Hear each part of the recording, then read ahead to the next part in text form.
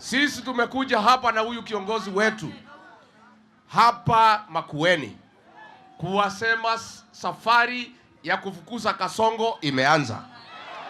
Muko tayari? Kwa sababu huyu jamaa ameharibu mambo ya payslip. Wafanyikazi wote wa public service na private sector amekatakata ile payslip, watu wote wamepata aibu. Serikali ambaye tunataka kuunda ni ya kurudisha heshima ya payslip. Hata hao polisi wako hapa ni watoto wetu. Hata hao wanaumia. Hii polisi hii wako na shida. Wakipeleka mabibi hospitali hakuna dawa. Wamekatwa pesa wanaumia. Sasa nyinyi polisi tutachunga mambo yenu. Tunajua saa nyingine mnaambiwa mtupige, lakini mkikumbuka mambo ya payslip, mkiambiwa mtupe tear gas pahali iko, mnatupa opposite direction.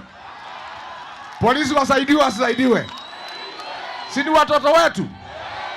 These officers, kama kuna watu wameumia kwa hii serikali ya Kasongo, ni maofisa wetu wa usalama.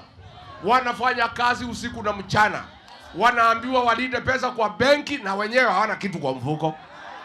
Huyu Kasongo atitudanganya ataweka pesa kwa mfuko. Kuliko aweke pesa kwa mfuko, ile kidogo tulikuwa naye akafanya nini? Kasongo aende asiende? Aende asiende?